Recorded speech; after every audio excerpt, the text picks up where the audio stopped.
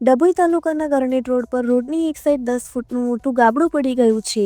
રોજિંદા અવરજવર કરતા વાહનો પસાર થઈ રહ્યા હોય છે, જેને લઈને વહેલી તકે 10 ફૂટનું ગાબડું રિપેર કરવા વાહન ચાલકોની માંગ ઉઠવા પામી છે. ડભોઈથી ગરનેટ રોડ પર સ્મશાનની નજીક 10 ફૂટ મોટું ગાબડું રોડની સાઈડ પર પડી ગયું છે. લગભગ 1 મહિના ઉપરાંતનો સમય વીતી ગયો છતાં પણ અધિકારીઓ દ્વારા ગાબડું પૂરવાનું કામગીરી કરવામાં આવતી નથી. ડભોઈ ગરનેટ રોડ પર રોજના સંખ્યાબંધ અવરજવર કરતા વાહનો પસાર થઈ રહ્યા છે, જેને લઈને જો કોઈ મોટો અકસ્માત થશે તો જવાબદાર કોણ? તંત્રની નિષ્કાળજીના કારણે 10 ફૂટનું ગાબડું પડી ગયું હોય ત્યારે રાત્રિ દરમિયાન કેટલાક બાઇક ચાલકો અંદર પડી જાય છે અને નાની મોટી ઈજાઓ પણ થાય છે.